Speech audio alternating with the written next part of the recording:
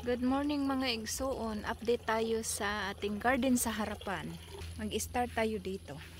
So from here, galing dito, kikita nyo naman meron tayong apple dyan, apple, guava, apple, okay? Ito ang hydrangea circle. So meron ditong mga dahlias na nakasave siya, pero bunutin natin sa in time. So ayan siya, meron ako dito from isang cuttings lang yan, tapos ganyan. Pero nakita ko, meron para akong roses dito, oh. Oh, ayan.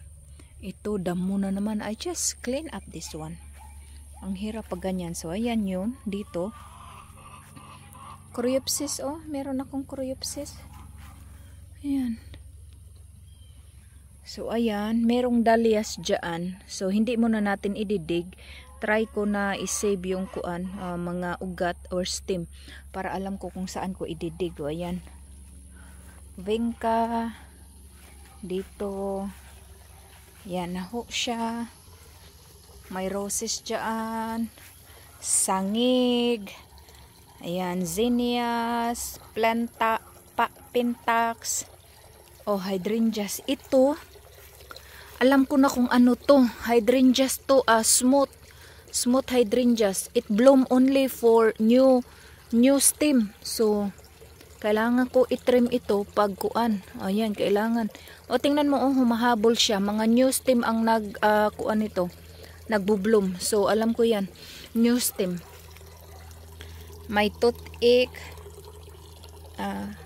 Sweet William, zinnias, mini zinnias, rosas. Ito rin siya. O, new woods. Ayan, magbo-bloom pa yan. Tapos ito yung mophead hydrangeas at saka yan. O, ano yan, old wood yan. So, kailangan yung magkuan, di ikat. O, ayan, hindi siya ikat. Hala, I thought I put this up. So, what's going on? Chris again did that one. So, ito na yan siya sa harapan. Nakikita nyo, may hydrangeas ditong natutulog. Ayan, hydrangeas natutulog. Mophead, hydrangeas, mophead. Ayan. Ito, mophead, it will bloom on old wood. Pero meron siya nag-bloom doon, oh. Oh, ayan. Kakalito talaga. I think repeat blooming yan. From here, ay naho siya.